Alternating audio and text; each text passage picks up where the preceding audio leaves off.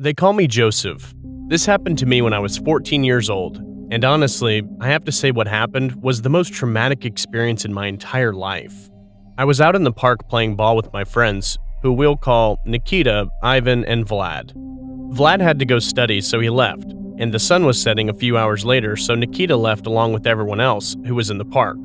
Ivan and I decided to stay late, and we continued playing ball for a few hours until it was around 11 o'clock. It was pitch black, so we decided to wrap it up and go home, as our parents would be worried sick. We were leaving the empty park in the dead of night when a boy who was about 16 stopped us. He was wearing a black trench coat, black boots, and a black balaclava. He introduced himself as Draven, and he asked if we wanted to play. It was really late, and I felt a bit uncomfortable interacting with him due to what he was wearing, and also due to the fact that it was a bit odd that some kid would come out this late at night. I was about to respectfully decline and just walk past him, when Ivan, who was a bit of an irresponsible, immature idiot who didn't sense danger, stopped me, and told me that this guy seemed cool and that it wouldn't harm if we stayed another hour and played with him. After listening to Ivan talk for another 15 minutes, I reluctantly agreed to play with him until midnight. We started playing ball, and Draven was an awesome striker in football.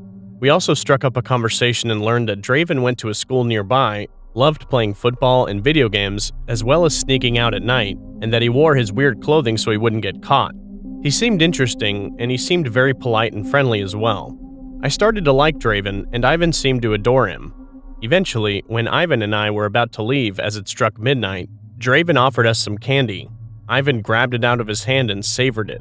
I was a bit cautious at first, not knowing what might be in it, but I remember that Draven was a normal kid who was very polite, so I grabbed the candy and ate it.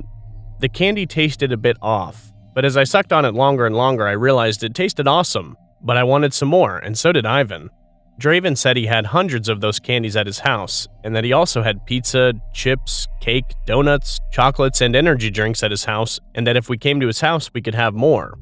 As Ivan and I were addicted to that candy, we agreed, and Draven told us to follow him. He led us through the park, into the dark forest, and we walked through that dark forest for over an hour before we reached a rundown, shabby, broken abandoned house with a black van that was parked right in front of the house. I was craving the candy, so Ivan and I rushed to the door. However, for some reason, I looked at the window next to the door and I saw 4 men there. One of the men was a bald, 25-year-old wearing a green t-shirt who was around 6 foot 6 inches and 320 pounds and was extremely muscular.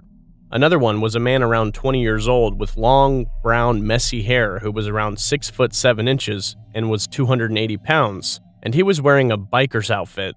The third man was a blonde-haired man of 32 who was wearing glasses and was about 5 foot 8 and 155 pounds. He also seemed to be wearing a jumpsuit and a cap. The fourth man was a man of 51 who stood at 6 foot 2 inches and he was wearing a tuxedo. I noticed that the first man was holding an axe, the second man was holding a butcher's knife, the third man was holding a pistol and handcuffs, while the fourth man was holding a rifle. I got really scared, so I tried to signal to Ivan, but he was really immature and he was craving the candy, so he didn't notice. However, I think Draven did notice and he grinned, while the 4 men looking out the window grinned. Without thinking, I ran past Draven and I ran through the forest at full speed. And after what felt like forever, I left the forest and I was at the empty park. I whizzed through the park and whizzed through the dead of night until I reached my house. I started to feel guilty for leaving the vulnerable Ivan in the clutches of those freaks and started to worry about him, but I realized that I couldn't do anything and that in this situation, I could have only saved myself. When I arrived at my house, I pounded at my door and after what felt like forever, my dad opened the door. I fell into his arms and I hugged him tightly. My mom, my brother, my 2 sisters, and my dog and my cat came behind him. I started crying out of fear and also due to me worrying about Ivan. My parents sent my dog and my siblings away and made me some tea, soup, and biscuits. I apologized and explained what happened to my parents and how I was about to enter a house, but I escaped when I saw that those people in the house were armed. My parents were very understanding, so they comforted me and sent me to bed. The next day, my parents called Ivan's parents, who said Ivan didn't come home, and they called the police.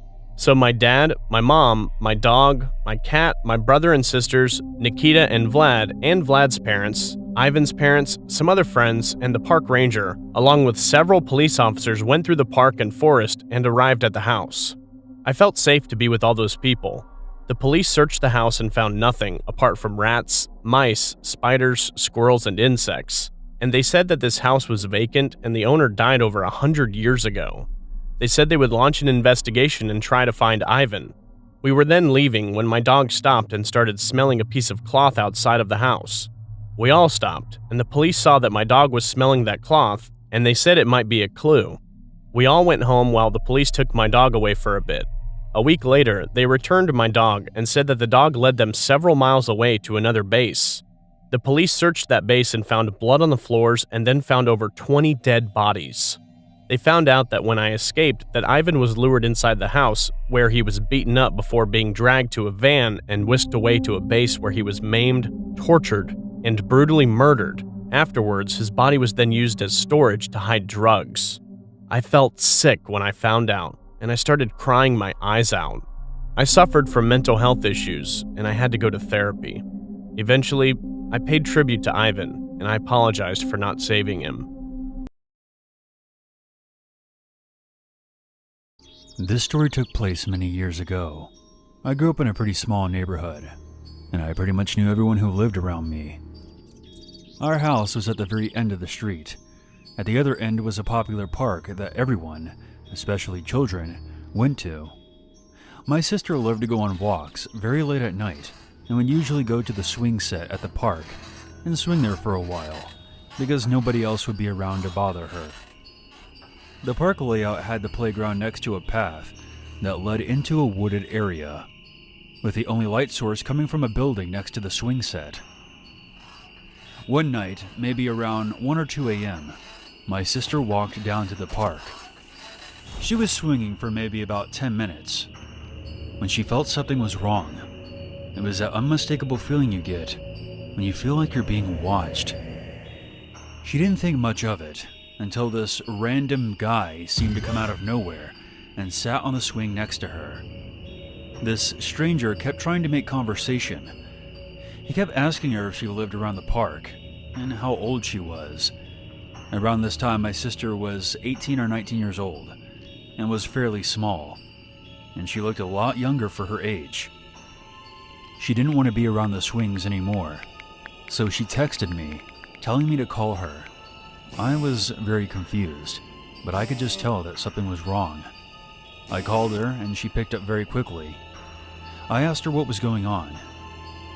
"Oh, you need me home? I'll be there right away." This further confused me. I could then hear her telling someone that she had to go. As soon as she walked far enough away, she explained everything to me. She walked up the concrete steps that led into the parking lot, and before she crossed the street, she looked back, and to her absolute horror, she noticed 3 other figures had emerged out of the woods. Each seemed to be carrying some sort of weapon. She immediately turned back and ran home, turning a 2-minute walk into 30 seconds. She slammed the door shut and locked it immediately as soon as she got back. My sister doesn't scare easy, but this was one of the only times I had ever seen her truly frightened. I don't like thinking about what would have happened if she didn't leave that situation when she did. She was mere seconds away from being ambushed.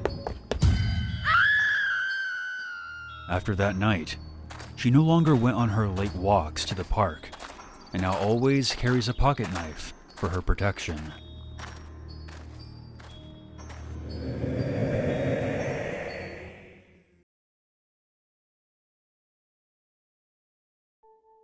This happened 2 years ago when I was with my parents and siblings. We went out to go shopping. The time we came back, it's about 9:30 p.m. because usually the mall closed at 10 p.m. When we got back home, we were shocked to see what happened to our house. The whole house was like a mess. The windows were broke and the door were smashed through a hole in the middle. My father, who was a very good basketball coach, tell me and my siblings to go in the car while my mother contacted the police. Later, the police arrived and they started to search for some clues because recently in our city there is a lot of house robbery going on. But then, this time, our house was robbed differently. The robber did not steal any of the money. In fact, they only steal our family photos. Our family photos were plain, and photo frame was made out of wood that my dad made it himself.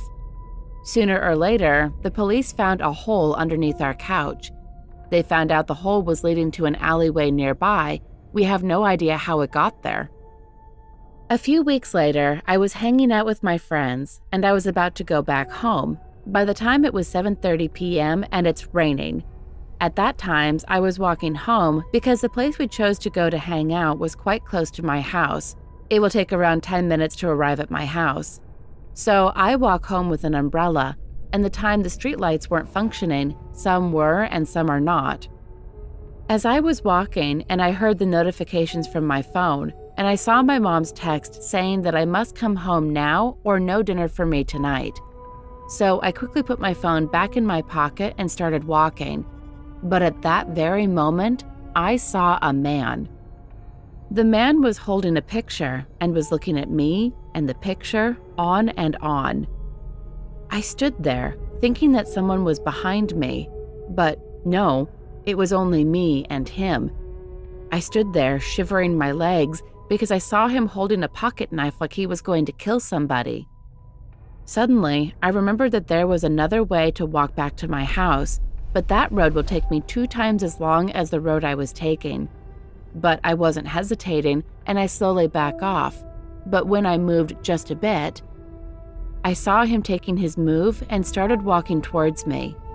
I was terrified, and I run home quickly, and I closed the umbrella just for some extra protection. The man was running very fast, but he couldn't catch me since I was the #1 female runner in my school. I quickly ran home and rang the bell. As soon as my mom opened the door, I quickly ran in and shut the door. My mother asked me, "What was that all about?" I told her to lock all the windows and the door, and I'll explain to her. After telling everything to her, she was shocked. She quickly called the cops, and they arrived shortly.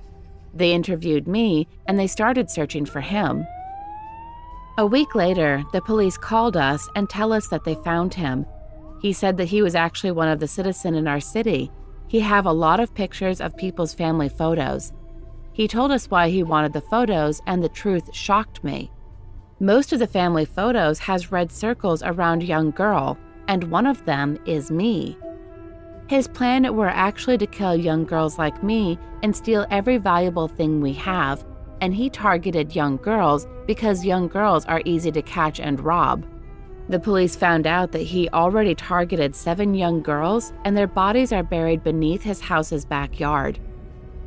We heard that the man was sentenced to 25 years of prison for breaking into people's houses and murdering. Until this day, the sight of the man holding the knife chasing me was still unforgettable. I really hope he won't return to the city anymore.